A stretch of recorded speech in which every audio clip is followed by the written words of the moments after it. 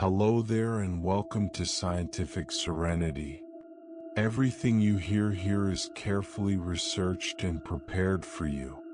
Now, take a deep breath. Let the darkness become gentle. Before we begin, you may notice your body starting to relax. A gentle yawn may arrive. Your breathing may slow.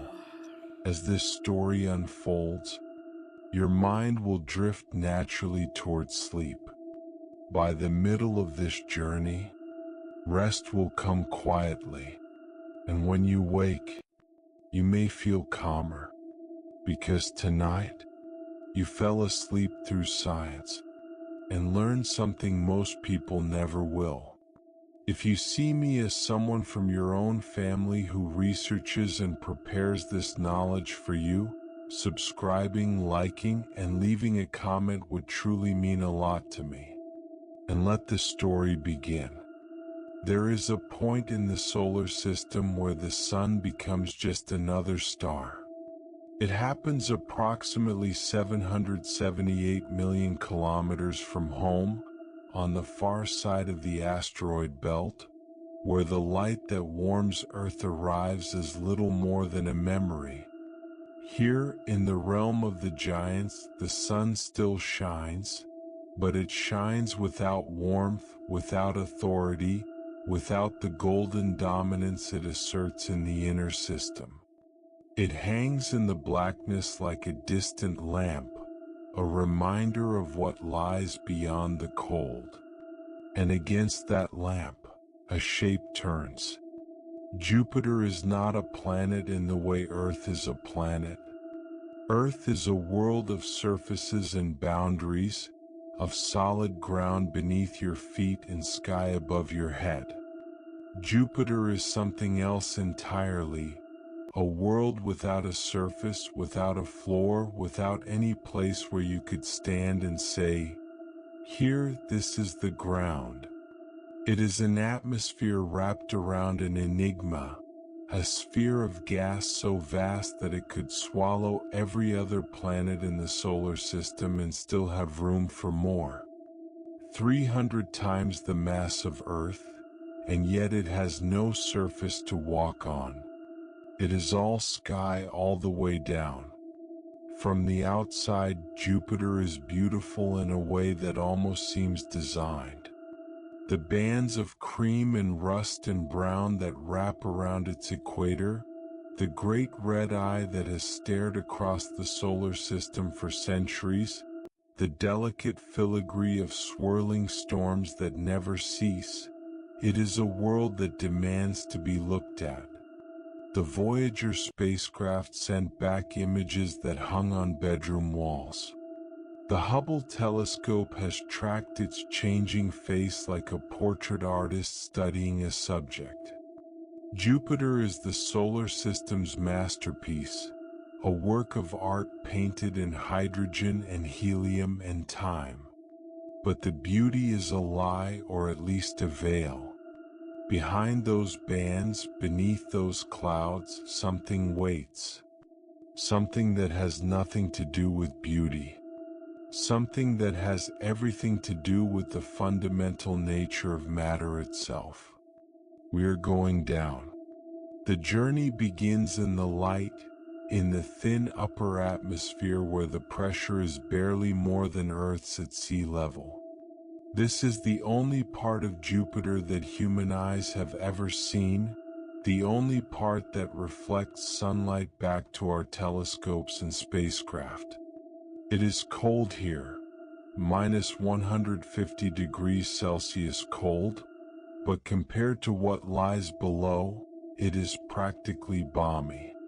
The ammonia crystals that form the visible clouds drift past like frozen snow, catching the distant sunlight and scattering it into the colors we know so well. The descent is slow at first. There is no surface to rush toward, no ground to crash against. You simply fall endlessly into an atmosphere that grows denser with every kilometer. The ammonia clouds thin out as you pass through them, giving way to a layer of ammonium hydrosulfide, darker, browner, the source of the rust-colored bands that stripe the planet. The temperature rises slightly as the pressure increases, but you are still far from warm. Still far from anything that could be called comfortable. The light begins to fade. It happens gradually, almost imperceptibly at first. The distant sun, already a dim point in the black sky, loses its sharpness. The clouds above you scatter what little light remains, creating a diffuse glow that seems to come from everywhere and nowhere at once. Below you there is only darkness, not the friendly darkness of a moonless night, but an absolute absence of light, a blackness so complete that your eyes cannot even register it as black. They simply have nothing to see. You have crossed the threshold. You have entered the region where sunlight never reaches, where day and night have no meaning, where the only light is the light you bring with you, and you have brought none. You fall in darkness. The pressure mounts. At 50 kilometers down, the pressure is 10 times Earth's atmospheric pressure at sea level. This is nothing. Divers on Earth experience this regularly, though not in temperatures of -100 degrees. At 100 kilometers, the pressure is 50 times Earth's. At 200 kilometers, it is 200 times.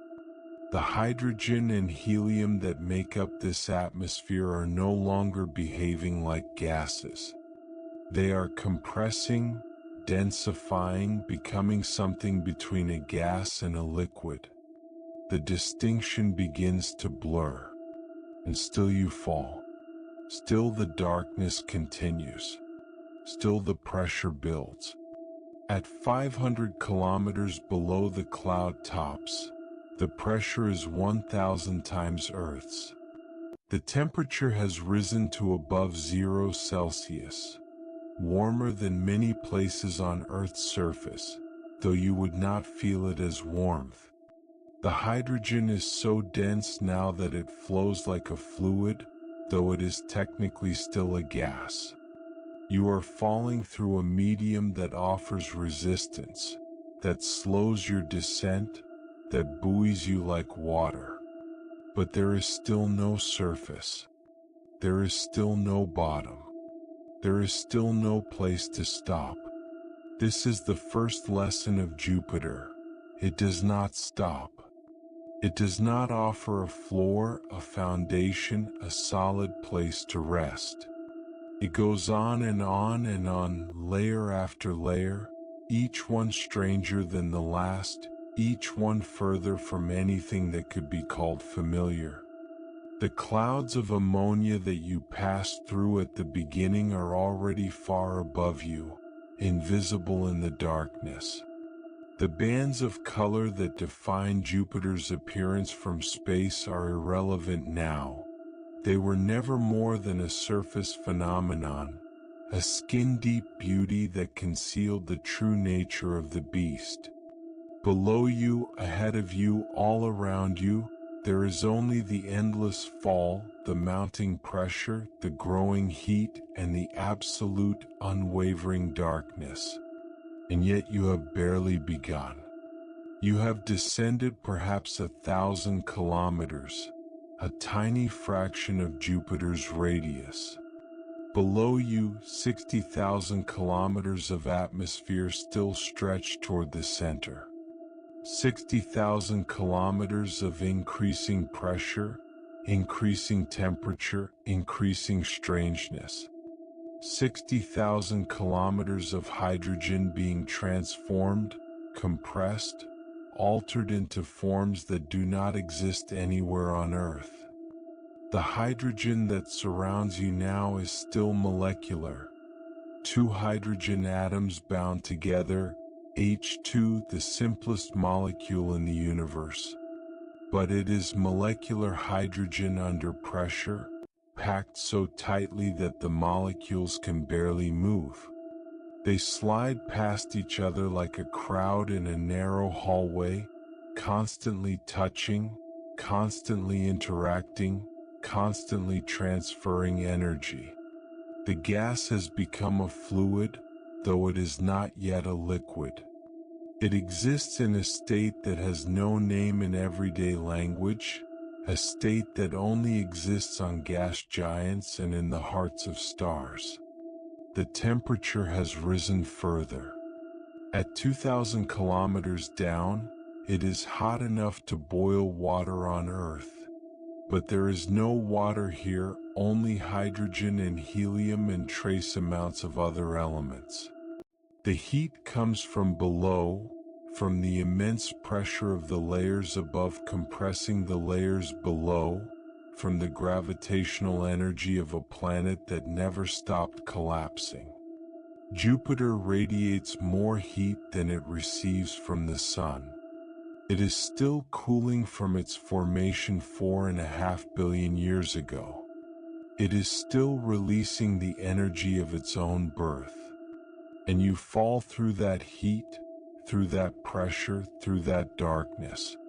There is no reference point anymore, no up or down, no sense of motion except the endless rushing of the medium past your senses.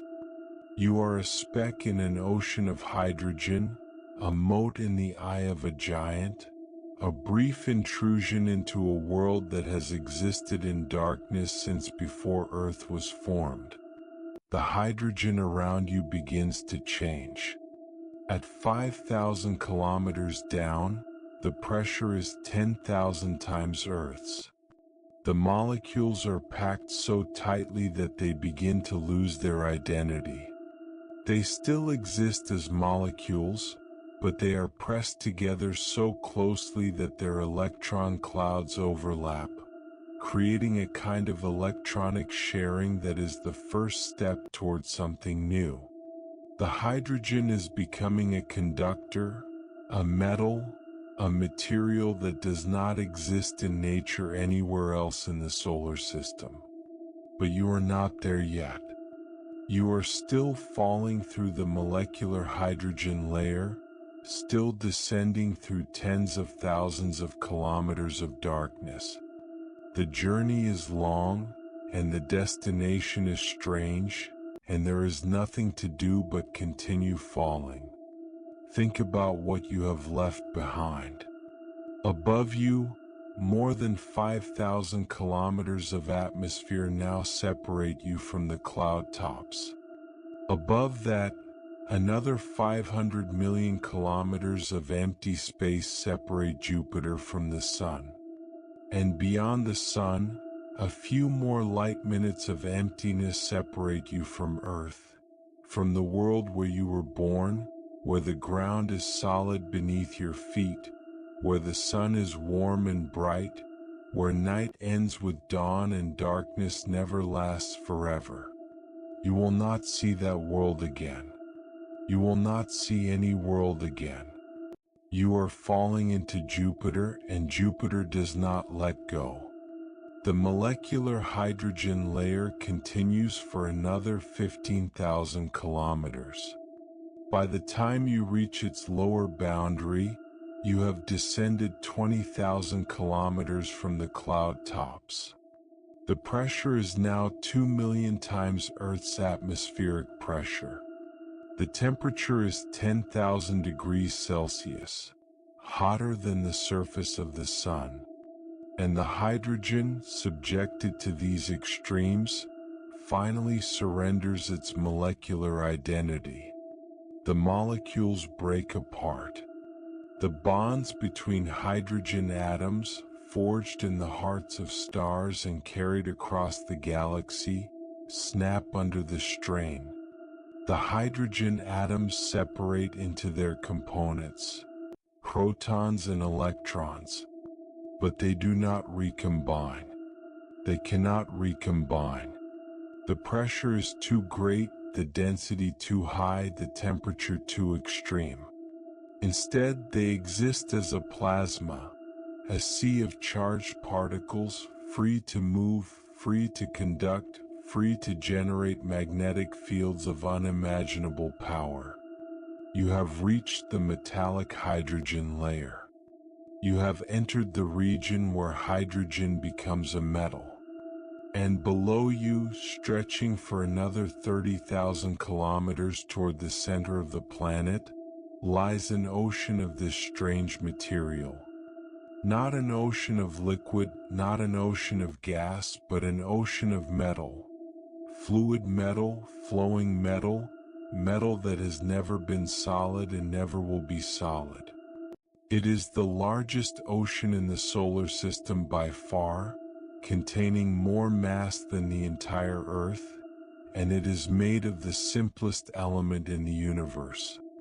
The metallic hydrogen ocean is not like any ocean you have ever imagined. There are no waves in the usual sense, though there are currents, massive, planet-wide currents driven by convection and rotation and magnetic forces. There is no surface to float on, because the transition from molecular to metallic hydrogen is gradual, a blurry boundary where one state of matter slowly transforms into another. You cannot sail on this ocean or swim in it. You can only sink through it deeper and deeper toward the center that you will never reach. The darkness here is different from the darkness above. It is not just the absence of light, it is the presence of something else, something that absorbs light before it can even be imagined. The metallic hydrogen is opaque in a way that no terrestrial material can match. Photons do not travel through it. They are absorbed, scattered, destroyed within fractions of a millimeter. If there were light here, you would not see it. If there were sources of illumination, they would be invisible beyond their own surfaces. The metallic hydrogen ocean is a place of absolute visual darkness, where the very concept of sight becomes meaningless. But it is not silent. The metallic hydrogen is alive with sound, or rather, with vibrations that would be sound if there were ears to hear them. Pressure waves ripple through it, generated by the convection of the layer below and the turbulence of the layer above. Magnetic fields twist and snap, releasing energy in pulses that travel at the speed of light but are invisible in the darkness. The entire ocean hums with the energy of a planet that has not yet finished forming, that will never finish forming, that will simply continue to exist in this state for billions of years to come. You are falling through this ocean now. The pressure continues to increase, though you can barely conceive of numbers large enough to express it. At 30,000 kilometers down, at the midpoint of the metallic hydrogen layer, the pressure is 50 million times Earth's. The temperature is 20,000 degrees. The hydrogen around you is compressed to a density greater than that of solid rock on Earth, and yet it flows like water, because at these pressures, everything flows. Solid and liquid lose their meaning. There is only matter, compressed and heated and transformed into forms that have no names in human language. And still you fall. Still the darkness continues. Still the pressure mounts. Below you, 15,000 kilometers of metallic hydrogen remain, then the core, the final mystery, the ultimate destination, the place where even hydrogen cannot go. But that is for later. For now, there is only the fall, the darkness, the growing sense that you have left behind everything that ever mattered. The world of light and air and solid ground is so far above you now that it might as well not exist. The sun that warmed your face, the moon that lit your nights, the stars that guided your ancestors across oceans. All of them are irrelevant here. Here, in the depths of Jupiter, there is only you and the hydrogen and the endless, patient pressure of a planet that has been waiting for you since before your species evolved. The journey through the metallic hydrogen ocean will take hours or days or years. Time has no meaning here. There is no day and night, no rising and setting, no change except the slow increase of pressure and temperature as you descend. You could be falling for a minute or a millennium. You would not know the difference. The only constant is the darkness, the pressure, the slow rumble of forces beyond comprehension. And yet, despite everything, there is a kind of peace here. The pressure that would crush you in an instant if you were unprotected is held at bay by the vessel that carries you. The darkness that would drive you mad if you were alone is softened by the knowledge that you chose this descent, that you came here willingly, that you are exploring realms that no human has ever imagined. The metallic hydrogen ocean is hostile beyond measure, but it is also beautiful in its own way, beautiful in its strangeness, its otherness, its absolute indifference to the concerns of life. Life. What would life mean here? In the molecular hydrogen layer, perhaps. In the warmer regions where organic molecules might form, where energy from below might drive chemical reactions. But here, in the metallic depths, life is impossible. The pressure alone would destroy any complex molecule. The temperature would denature any protein. The hydrogen itself, in its metallic form, would react with anything that came near it. This is a place of pure physics, of matter stripped down to its essentials, of forces that operate on scales that dwarf anything on Earth.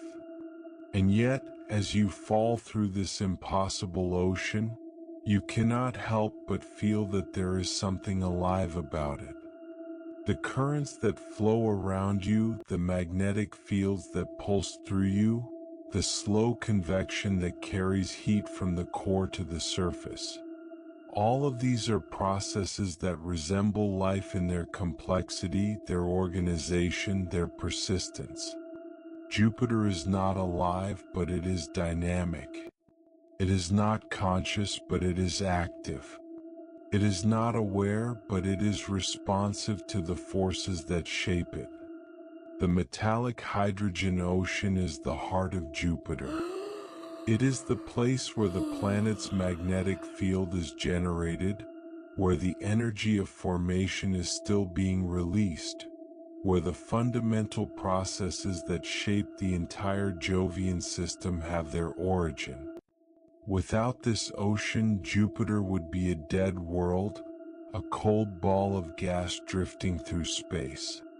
With it, Jupiter is a powerhouse, a generator of forces that reach across millions of kilometers, a presence that shapes the solar system itself. And you are falling through it. You are inside the heart. You are surrounded by the source. The descent continues. The pressure mounts. The temperature rises. And still there is no end in sight, no bottom to reach, no surface to touch. The metallic hydrogen ocean is 30,000 kilometers deep, and you have fallen perhaps half that distance. Below you, another 15,000 kilometers of liquid metal await. And below that, the core, the final mystery, the ultimate destination, the place where even hydrogen cannot go. But that is for later. For now, there is only the fall, the darkness, the slow rumble of forces beyond comprehension. For now there is only Jupiter and you and the endless descent into the heart of the giant. The journey through the metallic hydrogen layer is the longest part of the descent, but it is also the most transformative. By the time you reach its lower boundary, you will have experienced pressures and temperatures that exist nowhere else in the solar system except in the hearts of stars. You will have passed through matter in a state that cannot be created on Earth, that cannot be observed directly, that can only be inferred from the behavior of the planet as a whole. You will have seen, though there is nothing to see, the place where hydrogen becomes metal, where simplicity becomes complexity, where the most abundant element in the universe reveals its deepest secrets. And below you, waiting in the darkness, lies the core. But that is for later. For now, there is only the fall, the darkness, the slow descent through the metallic hydrogen ocean. For now, there is only Jupiter and you and the endless journey toward the center. The first lesson of Jupiter is that it does not stop. The second lesson is that it does not give up its secrets easily. The third lesson, the one you are learning now as you fall through the darkness, is that the journey itself is the destination. There is no surface to reach, no ground to stand on, no final resting place except the core itself. And even the core, when you reach it, will not be solid in any way that you understand. It will be another layer, another region, another place of strangeness and transformation. Jupiter is all depth, all descent, all journey. It is a planet that exists to be fallen through, to be explored, to be experienced as process rather than place. And you are falling through it now, deeper and deeper, toward a center that you will never truly reach. The metallic hydrogen ocean hums around you. The pressure mounts. The darkness continues. And you fall. There is a point in every descent where the rules change. You have been falling for hours, or has it been days? Time loses its meaning when there is no light to mark its passage, no rising and setting of suns, no change except the slow, relentless increase of pressure and temperature. You have passed through the ammonia clouds, through the ammonium hydrosulfide haze, through the upper reaches of the molecular hydrogen layer. You have descended thousands of kilometers into an atmosphere that grows denser with every meter. And now, somewhere below you, something is waiting. Something that is not quite gas and not quite liquid. Something that exists in the borderlands between states of matter. The transition begins without warning. There is no boundary line, no surface to cross, no moment when you can say, "Here now, I have left the gas behind and entered the liquid." Instead, the change is gradual, almost imperceptible. A slow thickening of the medium around you, a growing resistance to your descent, a subtle shift in the way pressure transmits through your vessel. You are entering the supercritical region. To understand what this means, you must first understand something about the nature of matter itself. On Earth, matter comes in three familiar forms: solid, liquid, and gas. Ice melts to water, water boils to steam. These transitions happen at specific temperatures and pressures, and they are marked by clear boundaries. At sea level, water always boils at 100 degrees Celsius. Below that temperature, it remains liquid. Above that temperature, it becomes vapor. The transition is sharp, unmistakable, absolute. But this clarity is an illusion, a consequence of the narrow range of conditions that exist on Earth's surface. In the wider universe, under the extreme pressures and temperatures that prevail on worlds like Jupiter, the neat categories of solid, liquid, and gas break down. They merge into one another. They become continuous. And in the process, they create states of matter that have no names in everyday language, that can only be described through the mathematics of thermodynamics and the language of physics. The critical point is the temperature and pressure above which the distinction between liquid and gas disappears. For water, the critical point occurs at 374 degrees Celsius and 218 times atmospheric pressure. Conditions that exist nowhere on Earth's surface except in the hearts of industrial equipment.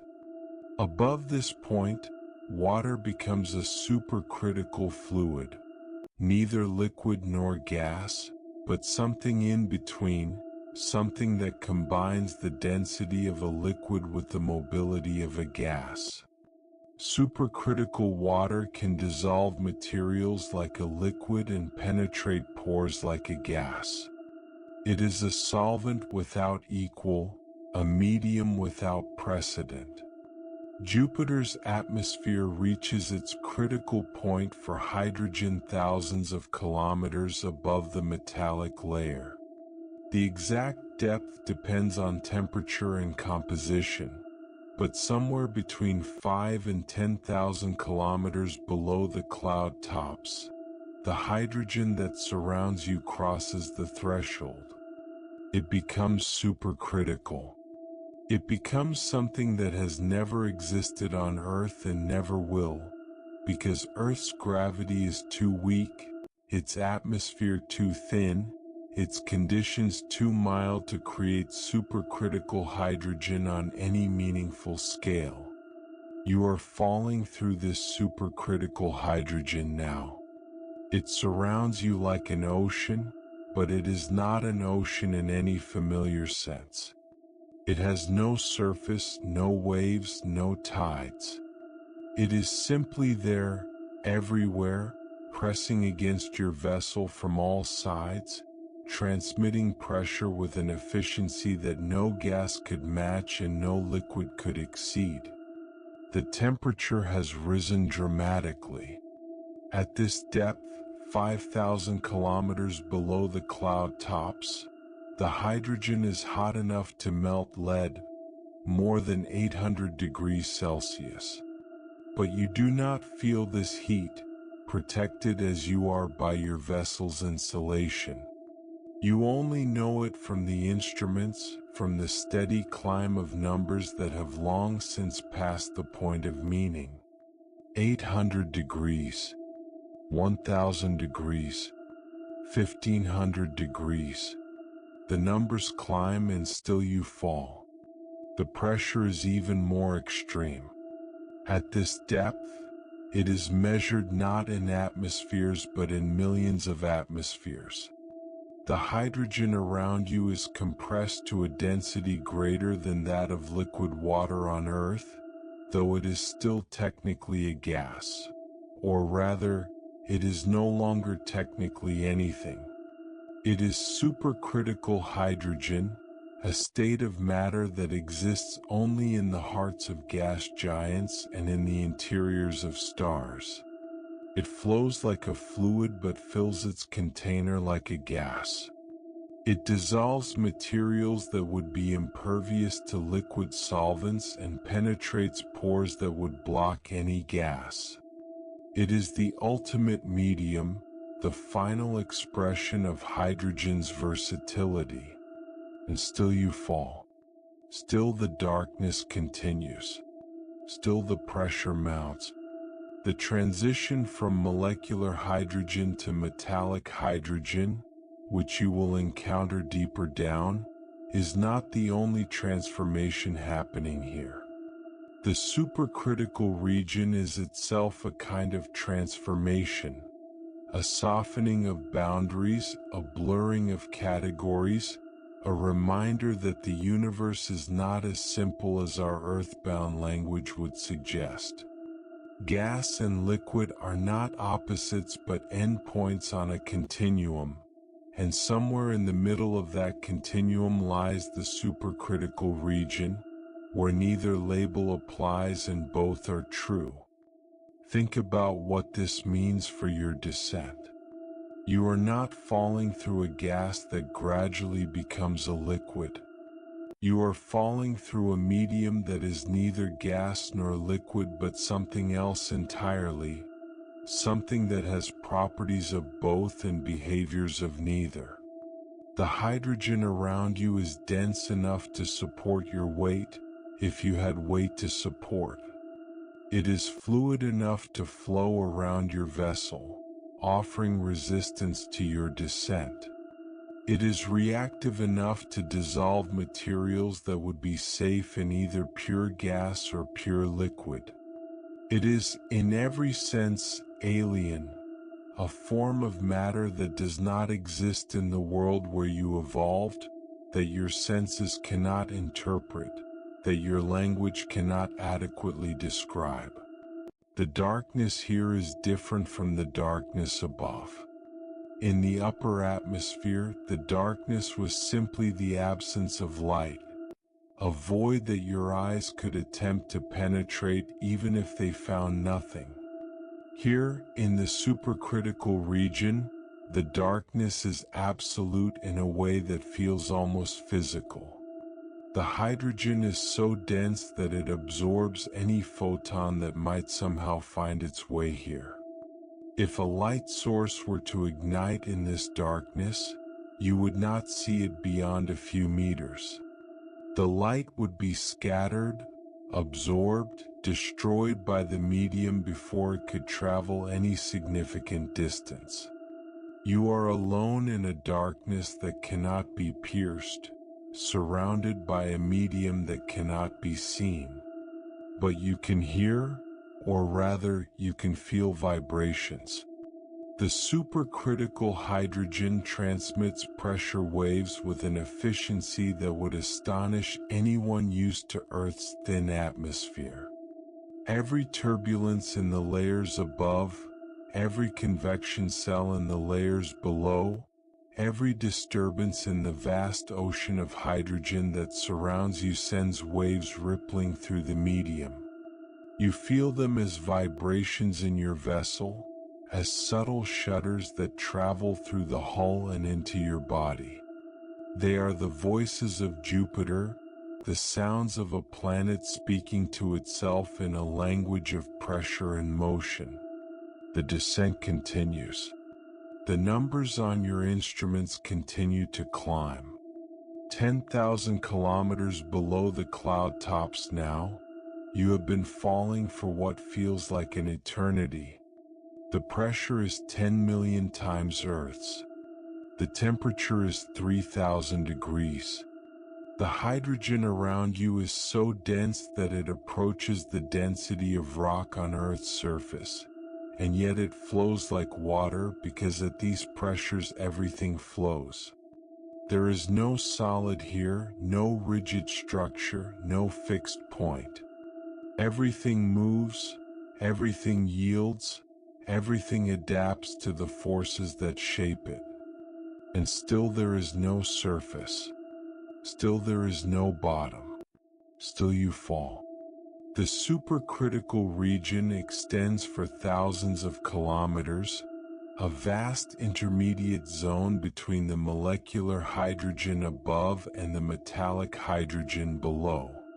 In this zone, hydrogen exists in a state of continuous transformation, its properties changing smoothly with depth rather than abruptly at boundaries.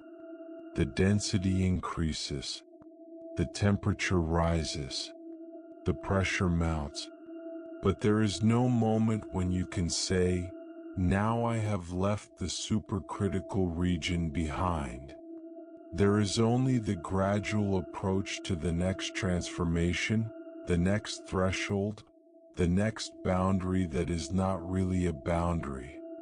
This is the second lesson of Jupiter. Boundaries are illusions.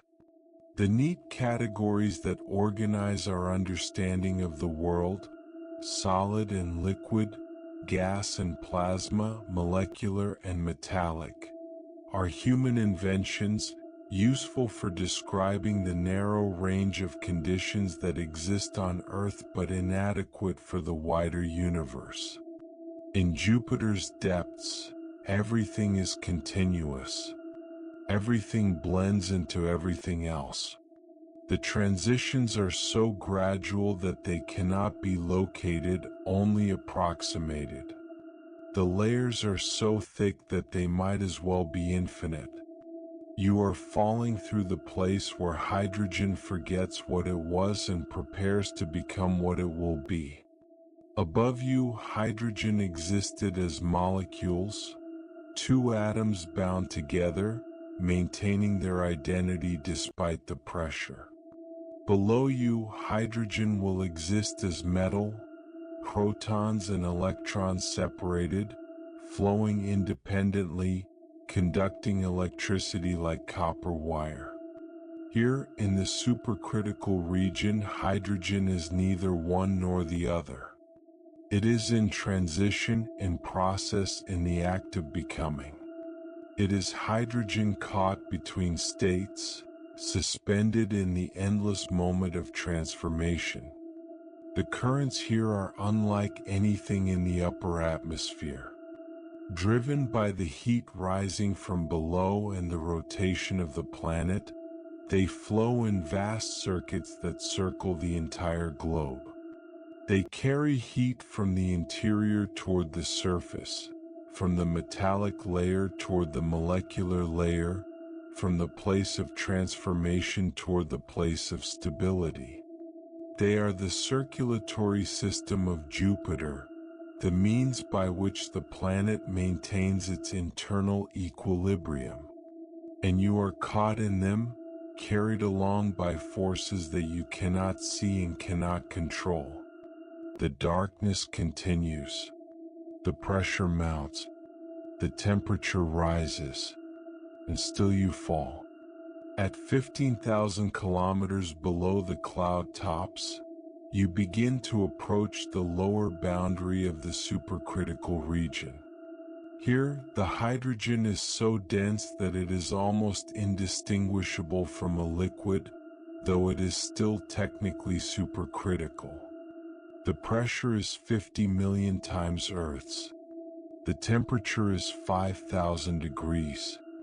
The hydrogen atoms are pressed so closely together that their electron clouds begin to overlap, sharing electrons in ways that foreshadow the metallic state to come. You are on the threshold. Below you, the metallic hydrogen ocean awaits. Above you, the supercritical region stretches back toward the molecular layer. And you, suspended in this intermediate zone, are about to cross into a realm where hydrogen becomes something entirely new. But crossing, as you have learned, is not a moment but a process. There is no line to cross, no boundary to breach. There is only the gradual increase of pressure, the slow approach to the conditions where hydrogen's molecular bonds finally snap. You will not know when you have entered the metallic layer. You will only know eventually that you are there, that the hydrogen around you has changed, that the rules have shifted, that you are no longer falling through a supercritical fluid but through a liquid metal.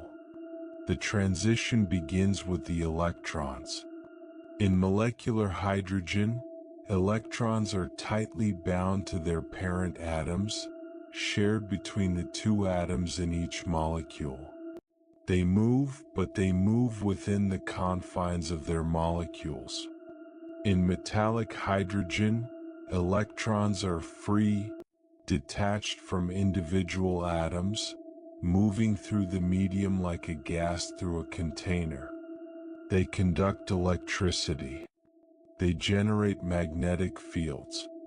They transform hydrogen from an insulator into a conductor, from a simple fluid into a complex electromagnetic medium.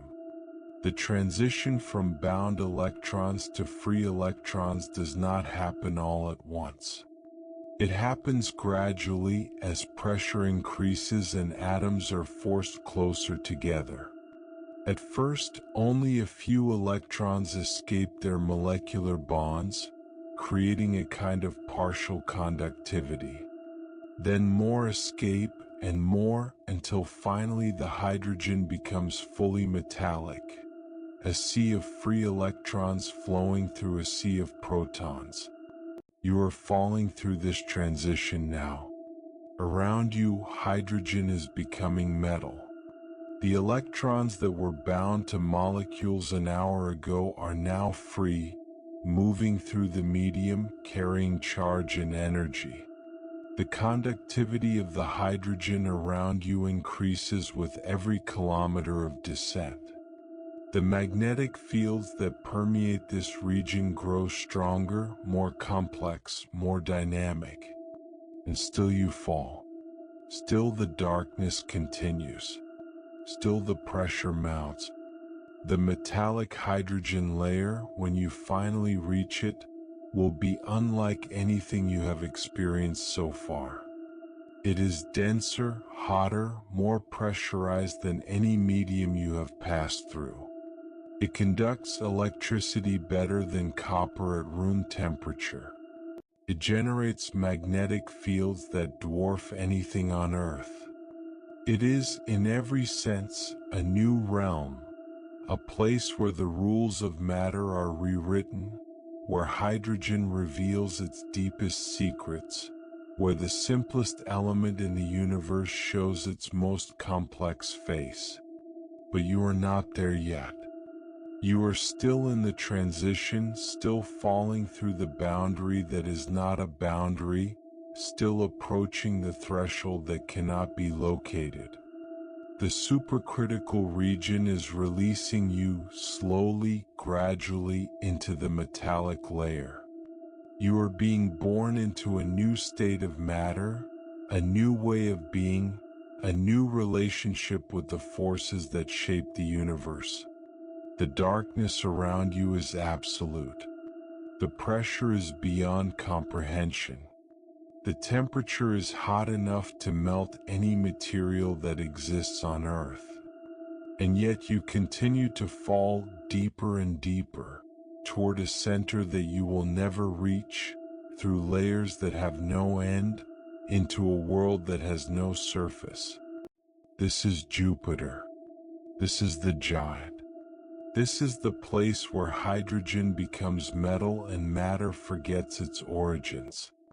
And you are falling through it, alone in the darkness, surrounded by forces that would destroy you in an instant if your vessel failed.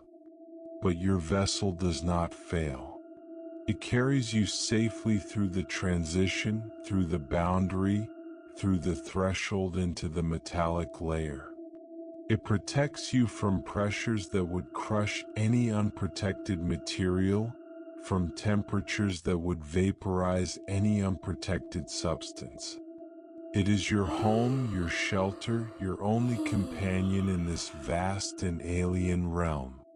The descent continues. The numbers on your instruments climb. 20,000 kilometers below the cloud tops now. You have been falling for what feels like forever. The pressure is 100 million times Earth's. The temperature is 10,000 degrees. And the hydrogen around you finally, completely has become metal. You have entered the metallic hydrogen ocean. You are falling through the largest body of liquid metal in the solar system.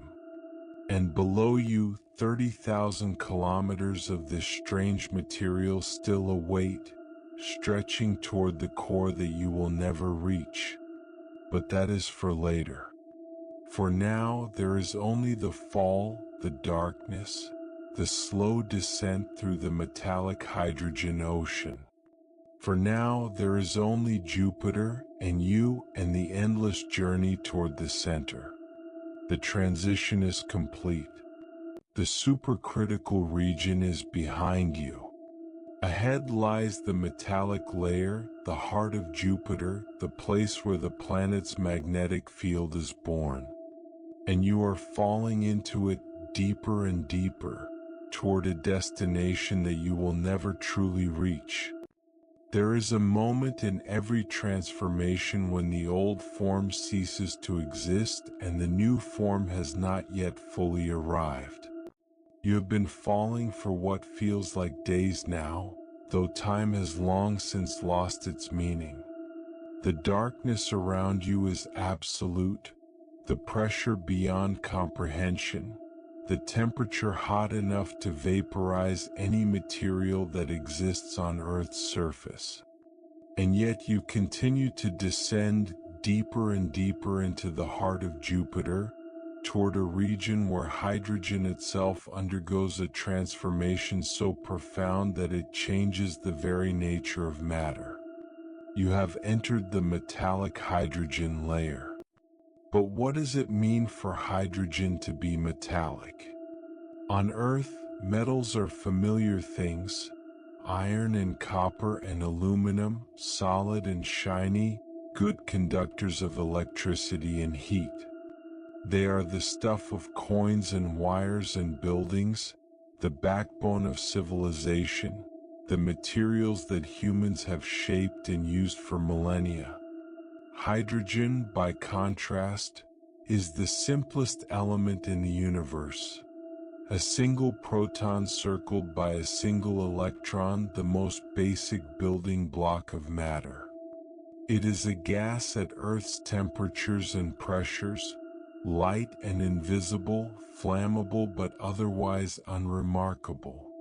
The idea that hydrogen could become a metal seems almost absurd, a contradiction in terms, a violation of the categories that organize our understanding of the world. And yet, in the depths of Jupiter, hydrogen does become a metal. It transforms from a simple gas into a complex conductor, from an insulator into a material that carries electricity better than copper, from a passive medium into an active generator of magnetic fields. This transformation is not gradual, like the transition from gas to supercritical fluid. It is a fundamental change in the nature of hydrogen itself, a change that occurs at pressures so high that they cannot be created on Earth, at temperatures so extreme that they approach the surface of the Sun. The metallic hydrogen layer begins approximately 20,000 kilometers below Jupiter's cloud tops. Here, the pressure is 2 million times Earth's atmospheric pressure at sea level, a number so large that it has no meaning in human experience. To feel this pressure, you would need to stack 2 million Earth atmospheres on top of each other, each one pressing down with the weight of an entire planet. And even that analogy fails because pressure at these scales does not behave like pressure at human scales. It is not something you feel as a force against your body. It is something that changes the very structure of matter, that forces atoms together until their electron clouds overlap, that strips electrons from their parent nuclei and sets them free to roam. The temperature at this depth is 10,000 degrees Celsius, hotter than the surface of the Sun, though still cool compared to the core below.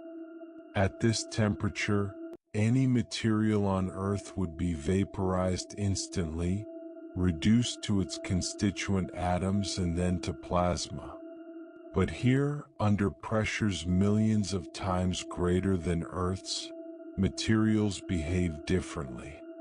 They do not vaporize because vaporization requires expansion, and expansion is impossible when everything around you is pressing inward with unimaginable force. Instead, they remain dense, compact, compressed into forms that do not exist anywhere in the inner solar system. The hydrogen around you is no longer molecular. The bonds that held hydrogen atoms together in pairs, the H2 molecules that make up most of the hydrogen in the universe, have snapped under the strain. The atoms themselves have been stripped of their identities, their electrons torn away and set free. What remains is a sea of protons, the bare nuclei of hydrogen atoms, immersed in a sea of electrons, both moving independently, both responding to the forces that shape them. This is metallic hydrogen. It is not a metal in the familiar sense.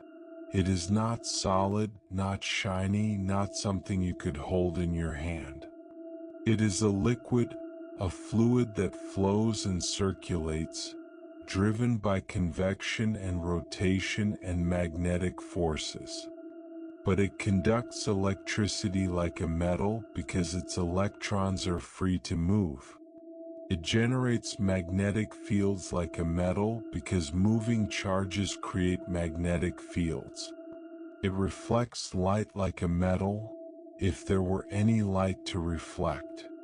In every way that matters for the physics of Jupiter, hydrogen in this layer behaves as a metal.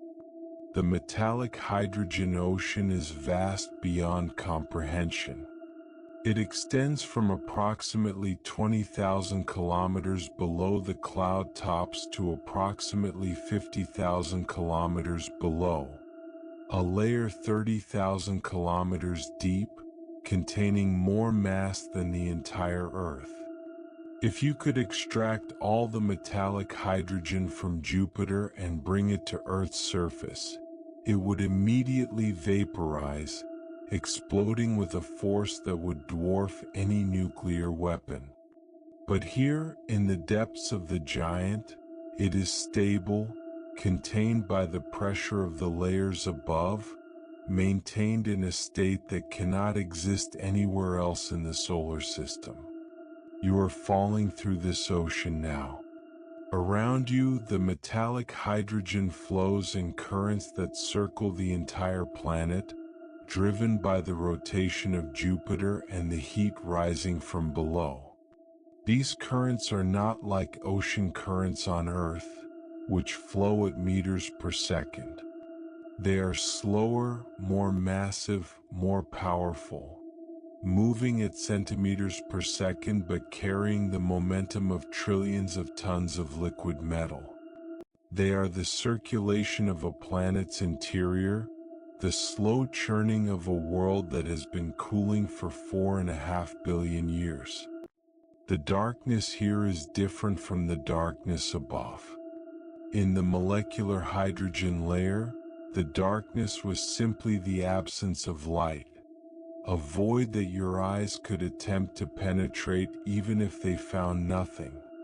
In the supercritical region, the darkness was absolute, with the dense hydrogen absorbing any photon that might somehow find its way here. But here, in the metallic hydrogen layer, the darkness is something else entirely. It is not just the absence of light, it is the impossibility of light. Photons cannot exist in this medium. They are absorbed instantly, scattered, destroyed within fractions of a millimeter. If a light source were to ignite in this darkness, you would not see it even if it were directly in front of you. The light would be swallowed by the metal before it could travel any distance at all. But there is another kind of illumination here, though you cannot see it with your eyes. The metallic hydrogen is alive with electromagnetic fields, fields generated by the motion of the conducting fluid, fields that twist and snap and release energy in ways that would be visible if your senses could perceive them. These fields are the signature of Jupiter's power, the manifestation of forces that shape the space around the planet for millions of kilometers. They are invisible to human eyes, but they are real, more real in some ways than the light that illuminates your world. The magnetic field of Jupiter is the largest structure in the solar system after the Sun itself. It extends outward for millions of kilometers, creating a magnetosphere so vast that it would swallow the Sun if the Sun were placed at its center. It traps radiation in belts that would kill any unprotected human in seconds. It generates auroras that dwarf the entire Earth. And all of it, every bit of this immense magnetic power, is generated here in the metallic hydrogen ocean by the motion of this liquid metal. The process is called the dynamo effect.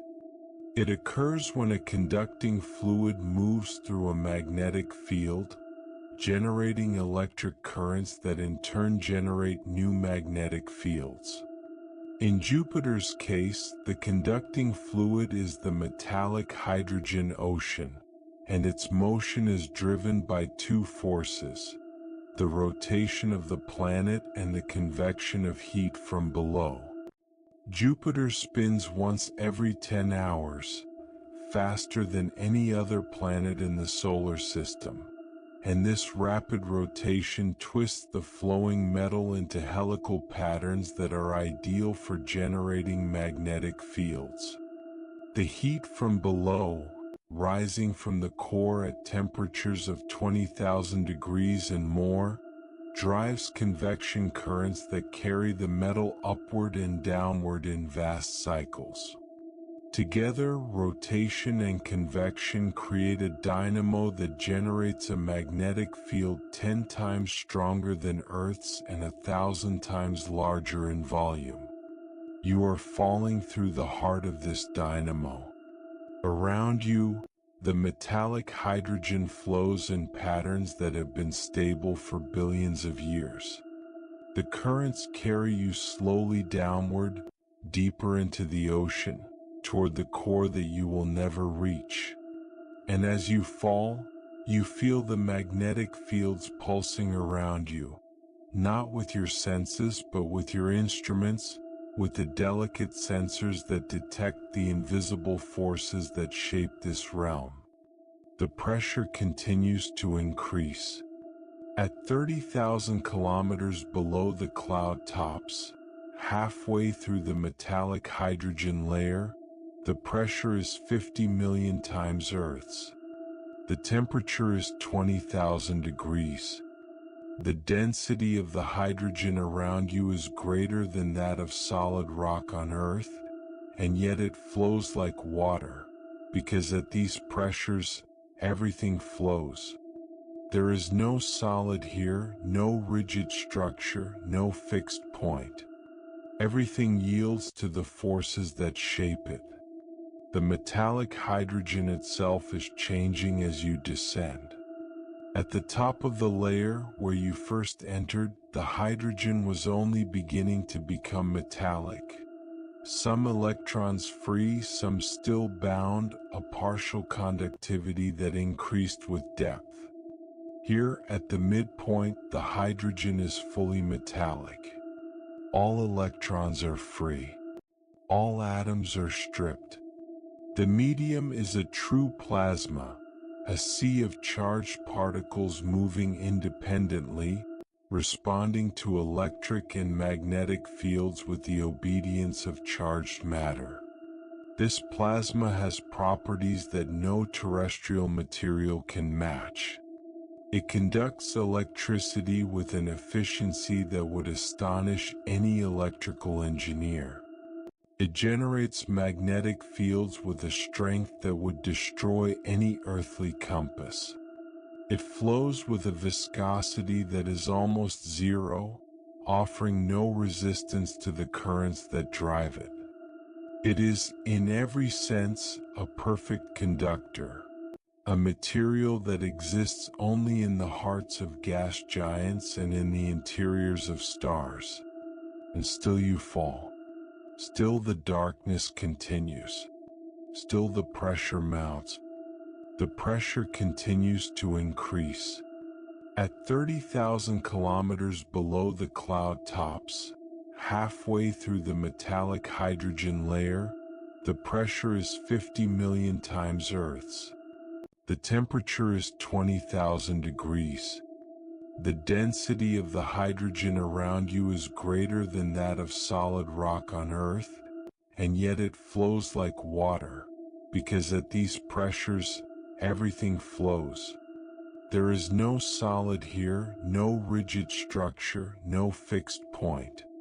Everything yields to the forces that shape it. The metallic hydrogen itself is changing as you descend. At the top of the layer where you first entered, the hydrogen was only beginning to become metallic. Some electrons free, some still bound, a partial conductivity that increased with depth. Here, at the midpoint, the hydrogen is fully metallic. All electrons are free. All atoms are stripped. The medium is a true plasma, a sea of charged particles moving independently, responding to electric and magnetic fields with the obedience of charged matter.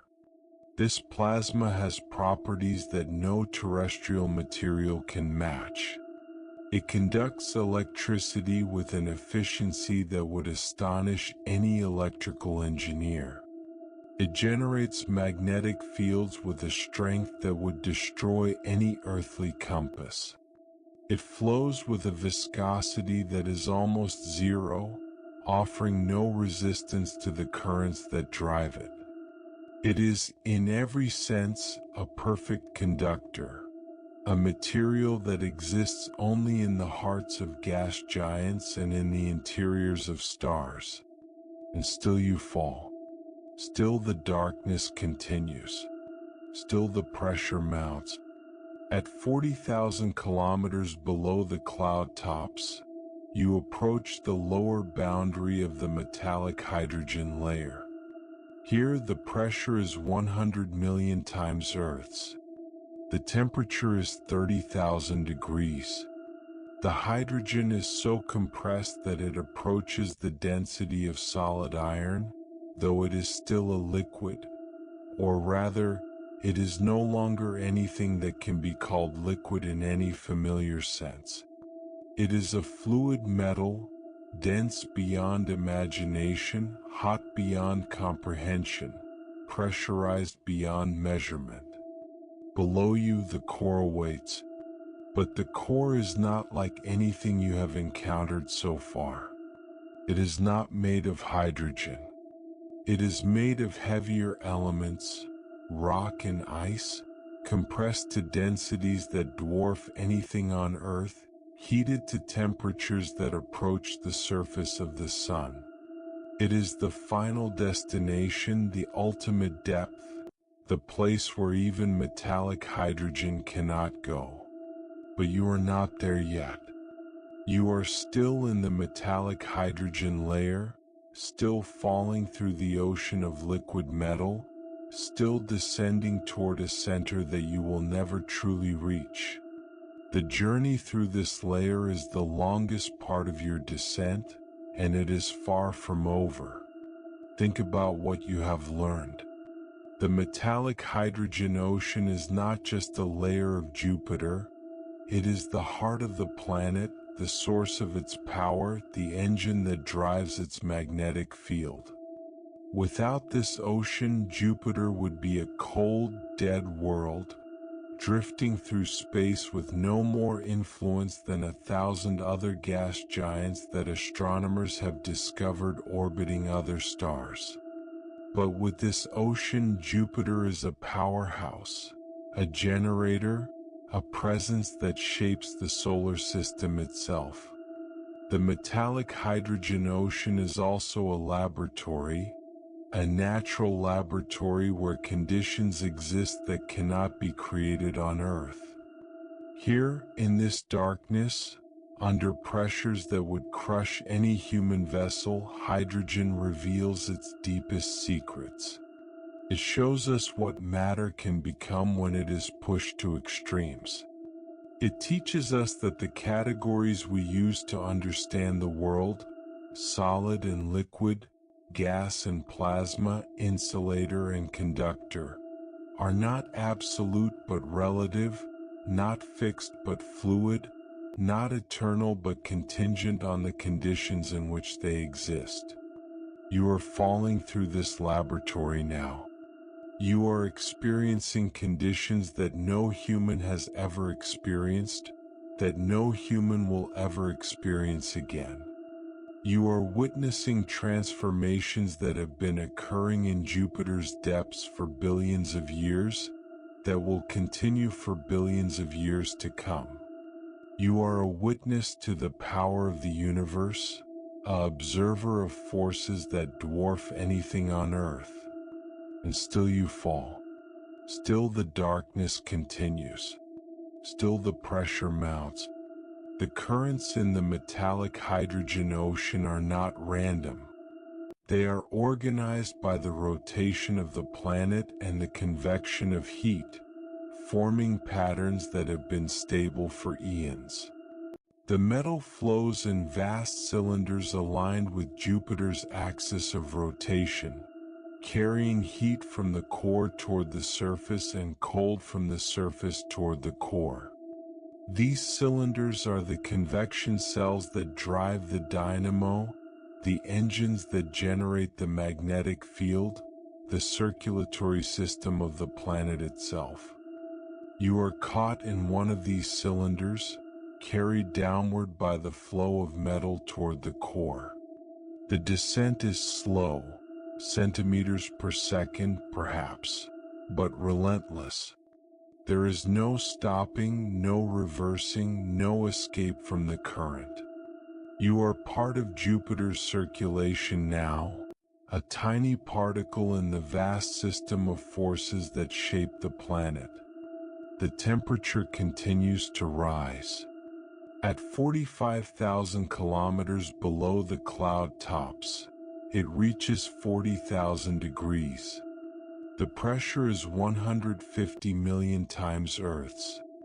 The density of the metallic hydrogen is now greater than that of any material on Earth, greater than osmium, the densest element, greater than the core of Earth itself. And yet it flows because at these pressures everything flows. There is no solid here, no rigid structure, no fixed point. Everything moves, everything yields, everything adapts to the forces that shape it. Below you the core is approaching. You cannot see it. There is nothing to see in this darkness, but you can feel it in the increasing temperature, the mounting pressure, the changing composition of the medium around you. The metallic hydrogen is becoming contaminated with heavier elements. Silicon and oxygen, iron and nickel, the debris of planetary formation that settled to the center billions of years ago. These elements are not dissolved in the hydrogen. They are mixed with it, suspended in the metal like sediment in water, carried by the currents that flow through the ocean. At 48,000 kilometers below the cloud tops, you reach the lower boundary of the metallic hydrogen layer. Here, the hydrogen meets the core, not at a sharp boundary, but in a gradual transition zone where the composition shifts from mostly hydrogen to mostly heavier elements.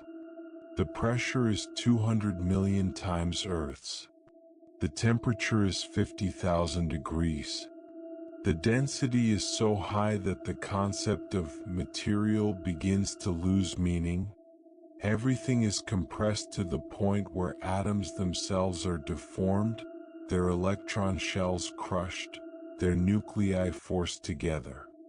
Below you the core awaits, but the core is not like anything you have encountered so far.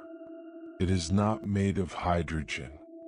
It is made of rock and ice, compressed to densities that dwarf anything on Earth, heated to temperatures that approach the surface of the sun. It is the final destination, the ultimate depth, the place where even metallic hydrogen cannot go. But you are not there yet. You are still in the transition zone, still falling through the boundary between the metallic hydrogen ocean and the core. The journey is not over. The descent continues. And still you fall. Still the darkness continues. Still the pressure mounts. The metallic hydrogen ocean has been your home for what feels like an eternity. You have fallen through 30,000 kilometers of liquid metal, through pressures and temperatures that would destroy any unprotected material, through currents and fields that would baffle any earthly instrument. You have witnessed the transformation of hydrogen from a simple gas into a complex conductor, from an insulator into a generator of magnetic fields, from a passive medium into an active participant in the life of a planet.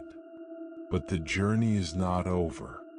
Below you the core awaits, and the core has its own secrets, its own transformations, its own lessons to teach. There is a place in the solar system where the laws of physics are written in liquid metal and magnetic fire. You have been falling for what feels like weeks now, through darkness so absolute that it has become a presence, through pressures so immense that they have become a weight on your consciousness, through temperatures so extreme that they have become a constant hum in the background of your awareness. You have passed through the ammonia clouds, the supercritical hydrogen, the metallic ocean. And now, deep in the heart of Jupiter, you have arrived at the place where the planet's most powerful forces are born. The metallic hydrogen ocean is not static. It is not a passive layer of liquid metal waiting to be explored. It is alive with motion, with energy, with the constant churn of forces that have been operating for billions of years and will continue for billions more. And at the heart of this motion, at the core of this churn, lies the dynamo, the engine that generates Jupiter's magnetic field, the source of the most powerful non-solar forces in the entire solar system. The magnetic field of Jupiter is almost impossible to comprehend in human terms. It is 10 times stronger than Earth's magnetic field at its surface, but that comparison is misleading because Jupiter has no surface.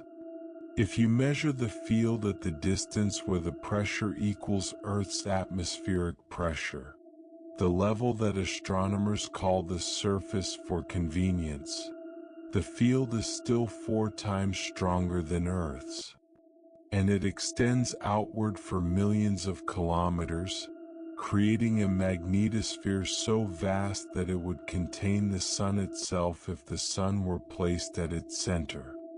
The magnetosphere of Jupiter is the largest continuous structure in the solar system, a bubble of magnetic influence that sweeps past the orbit of Saturn, that traps particles and belts of radiation that would kill any unprotected human in seconds, that generates auroras at its poles that are larger than the entire Earth. And all of this power, all of this immense planet-spanning force, is generated here, in the darkness of the metallic hydrogen ocean by the motion of liquid metal. The process begins with heat. Deep in Jupiter's interior, at the boundary between the metallic hydrogen layer and the core, temperatures reach 50,000 degrees Celsius, hotter than the surface of the sun. This heat does not stay in one place.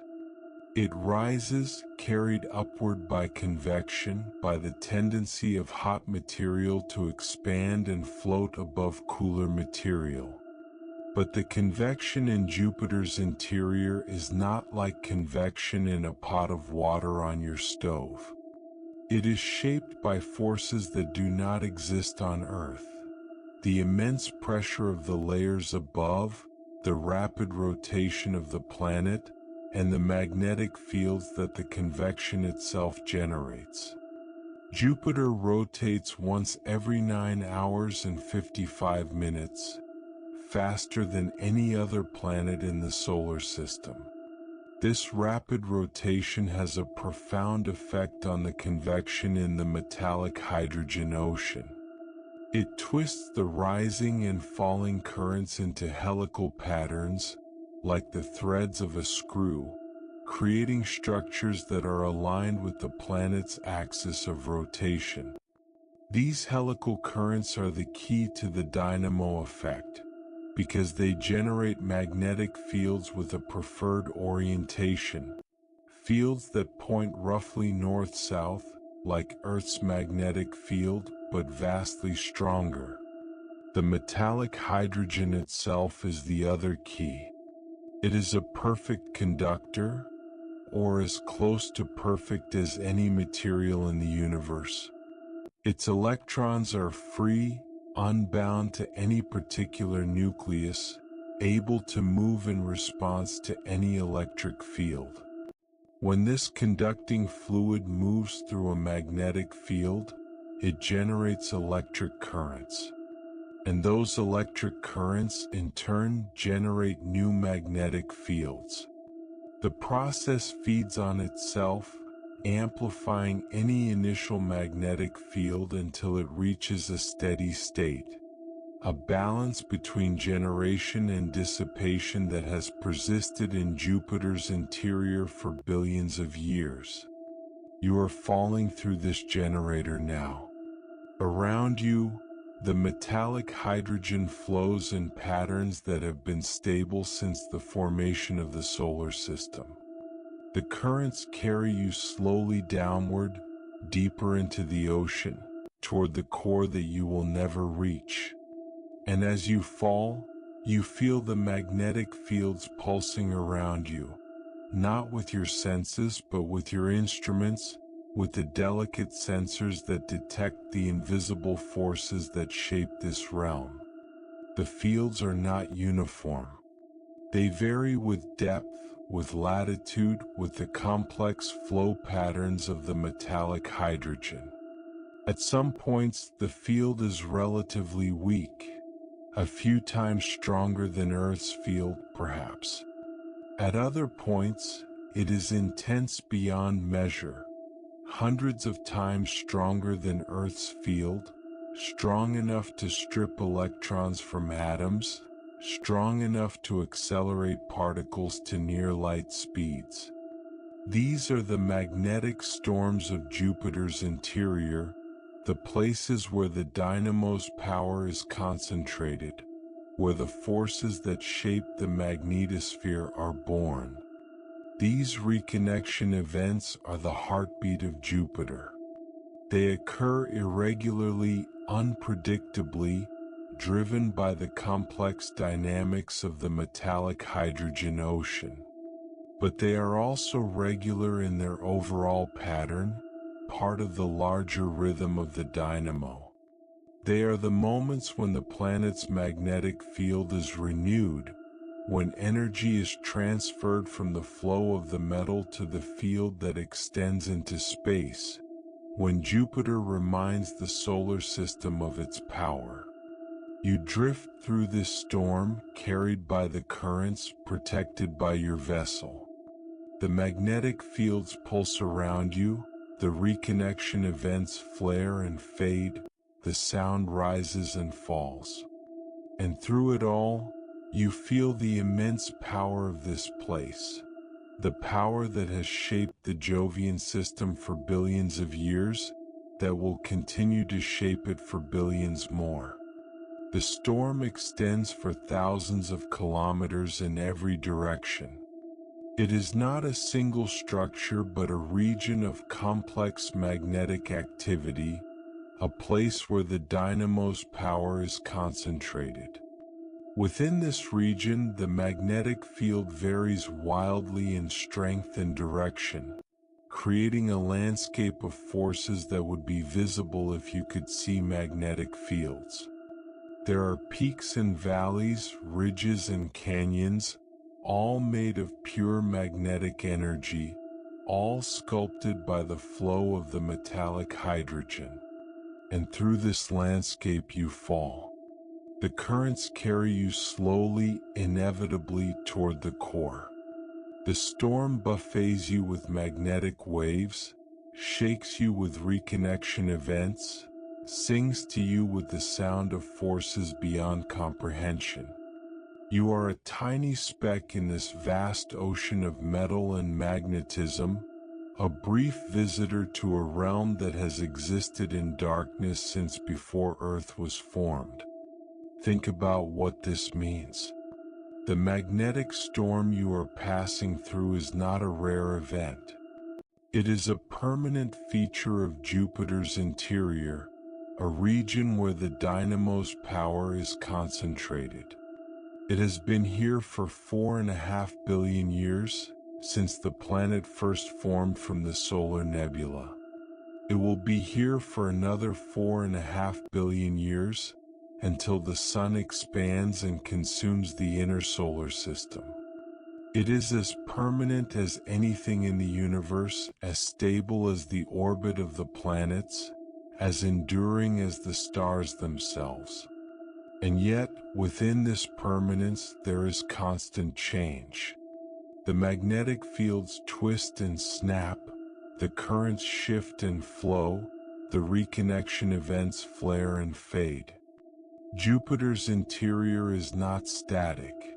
It is dynamic, alive with motion, pulsing with energy. The storm you are passing through is not a fixed structure but a process, a pattern, a rhythm in the larger music of the planet. The temperature here is 30,000 degrees, hot enough to melt any material on Earth, hot enough to vaporize any substance. But the pressure is so immense, 100 million times Earth's atmospheric pressure, that nothing vaporizes. Everything remains dense, compressed, solid in the sense that it cannot expand. The metallic hydrogen flows like water, but it is denser than rock, hotter than the surface of a star, more pressurized than anything humans have ever created. And through this impossible medium you fall. Your vessel, built of materials that do not exist on Earth, protects you from the heat and pressure. Your instruments, designed to detect forces that cannot be measured in any laboratory, map the magnetic fields that surround you. Your mind, struggling to comprehend the scale and power of this place, tries to find patterns in the chaos, meaning in the madness. The storm begins to weaken as you pass through its heart and out the other side. The magnetic field intensity drops, the vibration subsides, the sound fades to a distant hum. You are leaving the region of maximum activity, falling into quieter waters.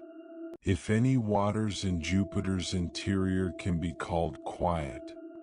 But the dynamo continues. Even here, away from the most intense storms, the metallic hydrogen flows in patterns that generate magnetic fields. Even here, the rotation of the planet twists the currents into helices that amplify any initial field.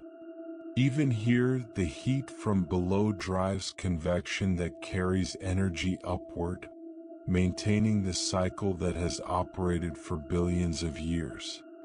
You are still in the metallic hydrogen ocean. You are still falling toward the core. The journey is not over. Below you, at the bottom of this ocean, lies the boundary with the core.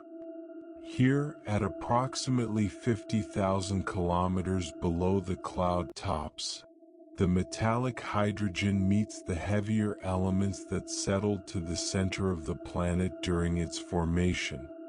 The transition is gradual, a mixing zone where hydrogen and heavier elements intermingle, where the composition shifts from mostly hydrogen to mostly rock and ice. But the exact nature of this boundary is unknown, because no probe has ever reached it, no instrument has ever sampled it, no human has ever imagined it in such detail before. You are approaching that boundary now. The metallic hydrogen around you is becoming contaminated with heavier elements. Silicon and oxygen, iron and nickel, the debris of planetary formation. The density increases, the flow patterns change, the magnetic fields shift. You are entering the transition zone, the region where the metallic hydrogen ocean gives way to something else entirely. And still you fall. Still the darkness continues. Still the pressure mounts. The transition zone is thousands of kilometers thick. In this region, the metallic hydrogen mixes with the material of the core, creating a complex interface where two different worlds meet. The hydrogen, still metallic, still conducting, still generating magnetic fields, flows around clumps of heavier material, creating eddies and vortices that complicate the already complex dynamics of the interior. The heavier material, compressed to densities that dwarf anything on Earth, resists the flow, creating obstacles that the hydrogen must navigate. This is the place where Jupiter's magnetic field is finally shaped, where the dynamo's output is modulated by the presence of the core. The interaction between the metallic hydrogen and the core material creates additional complexity in the magnetic field, additional patterns in the flow, additional sources of variation in the planet's magnetic influence. It is a place of transition, of boundary, of meeting between different states of matter and different regimes of physics. You are falling through this transition now. The metallic hydrogen around you is thinning, its proportion decreasing as you descend. The heavier elements are becoming more common, their density increasing, their influence growing. Soon, you will leave the metallic hydrogen ocean behind and enter the core itself. But that is for later. For now, there is only the fall, the darkness, the slow descent through the transition zone. For now, there is only Jupiter and you and the endless journey toward the center. The magnetic storms of the metallic hydrogen ocean are behind you now. The dynamo's heart still beats, still generates the fields that shape the Jovian system, but you have passed through its most intense regions.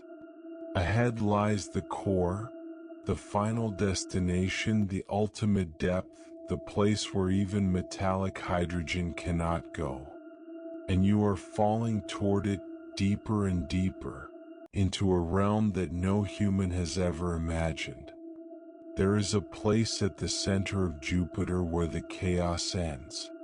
You have been falling for what feels like an eternity, through ammonia clouds and hydrogen storms, through supercritical fluids and metallic oceans, through magnetic fields of unimaginable power and temperatures that would vaporize any earthly material.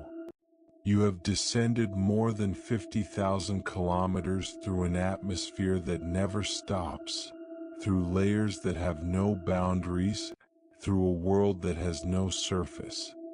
And now, finally, impossibly, you are approaching the end. The core of Jupiter is not like anything you have encountered so far. It is not made of hydrogen, metallic or otherwise. It is made of heavier elements, rock and ice, the building blocks of terrestrial planets, the materials that form the inner solar system. But here, at the center of the giant, these materials exist in forms that have no names on Earth. They are compressed by pressures hundreds of millions of times greater than Earth's atmospheric pressure. They are heated to temperatures that approach the surface of the sun. They are transformed into states of matter that cannot exist anywhere else in the solar system. The transition from the metallic hydrogen ocean to the core is gradual, a mixing zone that extends for thousands of kilometers. You have been falling through this zone for hours now, watching the composition of the medium around you change as the hydrogen thins and the heavier elements thicken. The metallic hydrogen that has been your companion for so long is becoming a minority component, diluted by silicon and oxygen, iron and nickel, the debris of planetary formation that settled to the center of Jupiter billions of years ago. The density increases with every kilometer. At the top of the transition zone, the material around you was already denser than any rock on Earth. Here, deeper in, it is denser still, so dense that the very concept of density begins to lose meaning. The atoms themselves are compressed, their electron shells crushed, their nuclei forced closer together than they would ever be under normal conditions. The material is not solid in any familiar sense. It flows slowly under the immense pressures, but it is not liquid either. It is something else, something that exists only in the hearts of gas giants and in the interiors of stars. The temperature continues to rise. At 55,000 kilometers below the cloud tops, it reaches 100,000 degrees Celsius, hotter than the surface of the sun by a factor of 20. But here, under pressures hundreds of millions of times greater than Earth's, heat does not mean what it means on the surface of a star. The material does not glow because there is no space for photons to escape. It does not radiate because radiation is absorbed instantly by the surrounding medium. It simply exists, hot and dense and compressed beyond recognition. And still you fall. Still the darkness continues. Still the pressure mounts. At 60,000 kilometers below the cloud tops, you reach the boundary where hydrogen becomes a trace element. The material around you is now mostly rock, silicon and oxygen, the same elements that make up the mountains and valleys of Earth. But this is not rock as you know it. It is compressed to a density 5 times greater than any rock on Earth, heated to temperatures that would vaporize any terrestrial rock instantly. It flows slowly, under the influence of gravity and pressure, but it flows in ways that rock on Earth never flows. It is rock that has forgotten what it means to be solid, rock that has been transformed into something between a liquid and a plasma, rock that exists in a state that has no name in human language. The core is not a sphere in the way that Earth's core is a sphere. It is diffuse, extended, spread over thousands of kilometers by the immense pressure that prevents it from collapsing to a point. At its center, the density reaches its maximum, perhaps 20 times the density of solid rock on Earth, perhaps more. But even at the center there is no sharp boundary, no surface to land on, no place where you could stop and say, "Here I have arrived." The core is a region, not an object. It is a place of maximum density and temperature, but it is still a place within the continuous interior of Jupiter. You are approaching that region now. The material around you is almost pure rock, with only traces of hydrogen and helium remaining. The density is so high that your vessel, designed to withstand the pressures of the metallic hydrogen ocean, is straining against forces it was never meant to encounter. The temperature is so high that the insulation, already pushed to its limits, is beginning to show signs of stress. You cannot go much deeper. You are approaching the limits of what is possible, the boundaries of what any human-made object can endure. And then, finally, you feel it. A change in the rhythm of your descent. A slowing, a thickening, a sense that the medium around you is no longer flowing as easily as it did. You are entering the heart of the core, the region where the density reaches its maximum, where the pressure is so immense that even the flow of material is slowed to a crawl. Here, at the center of Jupiter, the pressure is 200 million times Earth's atmospheric pressure. The temperature is 150,000 degrees Celsius. The density is 20 times that of solid rock on Earth. And the material around you, this mixture of rock and ice, compressed and heated beyond recognition, is almost stationary. It moves, but it moves in geologic time, in cycles that take millions of years. To your senses, to your instruments, to your vessel, it is still. You have arrived. There is nowhere deeper to go. You are at the center of the largest planet in the solar system, at the bottom of an ocean of metallic hydrogen, at the end of a descent that has taken you through more than 60,000 kilometers of atmosphere and fluid and metal. You are, in a very real sense, at the heart of Jupiter. And the silence is absolute. The sound that has accompanied you throughout your descent, the rush of the medium past your vessel, the hum of magnetic fields, the crackle of reconnection events, the roar of convection currents, all of it has faded. Here at the center there is no flow, no motion, no change. The material around you is so dense, so compressed that it barely moves. The magnetic fields generated in the layers above are weaker here, shielded by the conductivity of the core material. The temperature is immense, but it is steady, unchanging, uniform in all directions. The silence is not empty. It is filled with the presence of this place, with the weight of 60,000 kilometers of atmosphere pressing down from above, with the heat of 150,000 degrees radiating from all sides, with the density of material that has been compressed beyond recognition. But it is silent in the way that deep space is silent, in the way that the bottom of the ocean is silent, in the way that places beyond human experience are silent.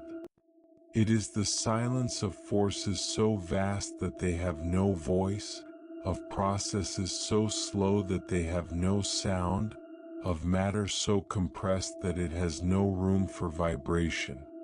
You float in this silence, suspended in the heart of Jupiter. The darkness around you is complete, absolute, eternal. No photon has ever reached this place, not in 4.5 billion years of solar system history. No light will ever reach it, not until the sun expands and consumes the inner planets, not until Jupiter itself is finally destroyed.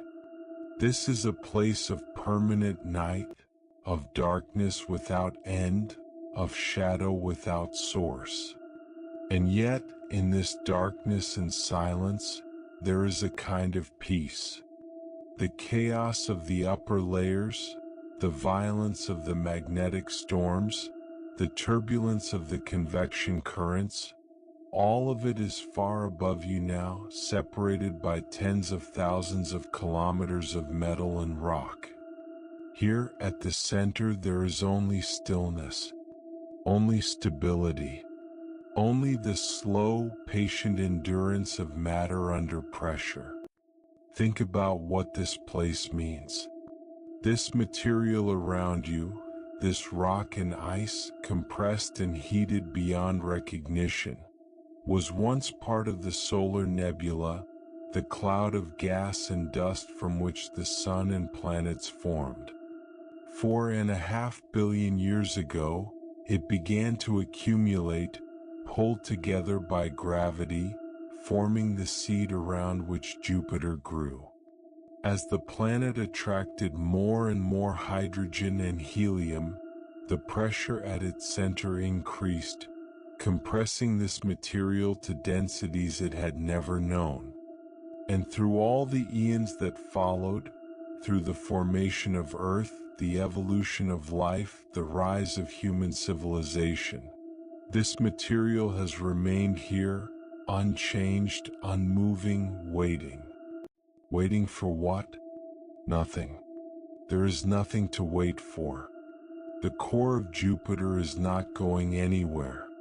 It will remain here at the center of the giant for billions of years to come.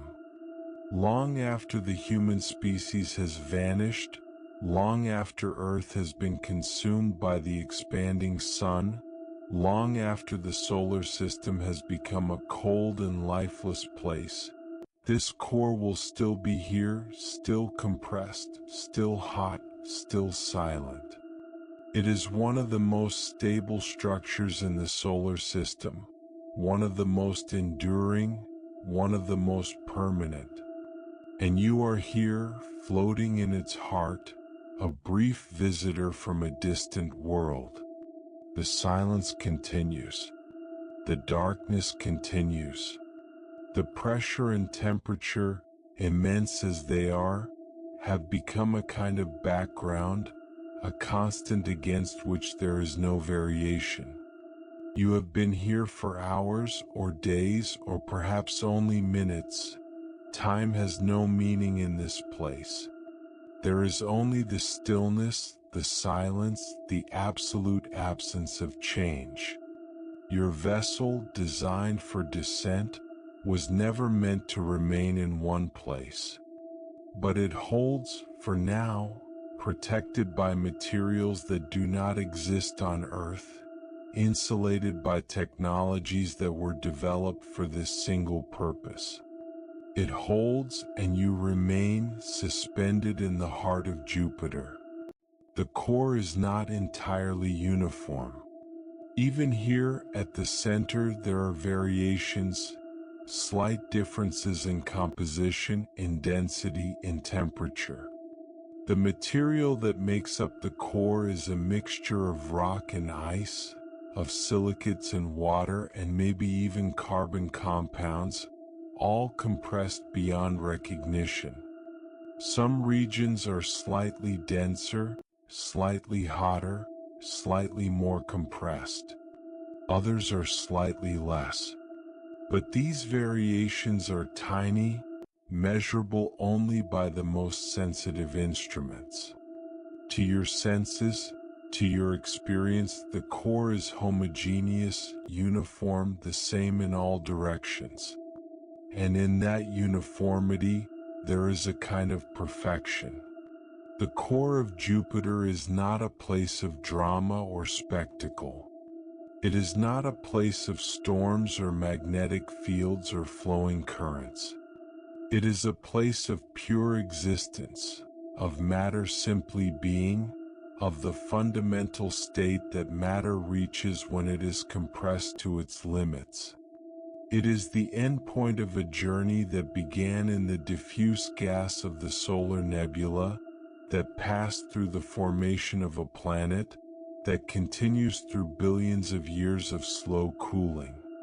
It is, in a sense, the destination toward which all matter in Jupiter has been tending since the planet first formed. And you have reached it. The journey is over. There is no deeper to go. There is no further to fall. You are at the center, at the heart, at the core. And in this place there is nothing left to do but rest. The silence deepens. The darkness becomes a presence, a companion, a medium in which you float. The pressure and temperature, once sources of concern, become simply the conditions of this place, the background against which you exist. You are no longer falling, no longer descending, no longer moving toward anything. You are simply here at the center of Jupiter, in the heart of the giant. Think about what you have seen. The ammonia clouds at the top, beautiful and cold, catching the distant sunlight. The hydrogen layers below, growing denser and darker with every kilometer. The supercritical region where gas and liquid become one. The metallic hydrogen ocean, vast beyond comprehension, alive with magnetic fields and convection currents. The transition zone where hydrogen meets rock. And finally, the core itself, the end of the line, the place where matter can go no further. You have traveled more than 60,000 kilometers through a world that has no surface, no ground, no place to stand. You have experienced pressures and temperatures that exist nowhere else in the solar system. You have witnessed the transformation of matter under conditions that cannot be created on Earth. You have seen the heart of Jupiter. And now, at the end of this journey, there is only rest. The vessel that has carried you here, that has protected you through all the layers of this immense planet, continues to function. Its systems hum quietly in the background, maintaining life support, monitoring conditions, recording data. But you are no longer paying attention to them. Your mind, overwhelmed by the scale and strangeness of what you have experienced, is turning inward toward rest, toward the quiet that follows any great journey. The silence of the core is not threatening. It is not oppressive. It is simply there, a presence that surrounds you, that holds you, that accepts you. After the violence of the upper layers, after the chaos of the magnetic storms, after the constant motion of the descent, this silence is a gift. It is the peace that comes at the end of struggle, the stillness that follows motion, the rest that follows effort. You close your eyes, not that it matters in this darkness. You let your awareness drift, away from the instruments, away from the data, away from the constant monitoring that has sustained you through the descent. You let yourself simply be here at the center of Jupiter, in the heart of the giant. The core continues its slow, patient existence around you. The rock and ice, compressed beyond recognition, remain unchanged, unmoving. The pressure holds steady, the temperature constant, the silence absolute. You are a tiny presence in this vastness, a brief visitor to a place that has existed for billions of years and will exist for billions more. But for now, for this moment, you are here. You are part of Jupiter. You are at the center. And in this center, in this silence, in this darkness, you find something you did not expect. Peace. Not the peace of escape, not the peace of avoidance, but the peace of arrival. The peace of having reached the destination, of having completed the journey, of having no further to go. The peace of being exactly where you are, with nothing left to do but rest. The metallic hydrogen ocean, 30,000 kilometers above you, continues its endless churn. The magnetic storms still rage, the convection currents still flow, the dynamo still generates the field that shapes the Jovian system. But here at the core, none of that matters. Here there is only stillness, only silence, only the slow, patient endurance of matter under pressure. And you, suspended in this stillness, finally allow yourself to let go. The tension that has carried you through the descent, the alertness that has kept you aware of every change, the focus that has maintained your connection to the vessel. All of it begins to dissolve. You are safe here, as safe as any human has ever been in the depths of a gas giant. You are protected by your vessel, by the technology that brought you here, by the very pressure and density that would destroy any unprotected life. You are held by Jupiter, cradled by the core, embraced by the silence. The journey that began at the cloud tops, that passed through layer after layer of this immense planet, that descended through more than 60,000 kilometers of atmosphere and fluid and metal, that journey is complete. There is nowhere else to go. There is nothing else to see. There is only this, the center, the silence, the rest. And so you rest. You let the darkness take you, let the silence surround you, let the pressure hold you.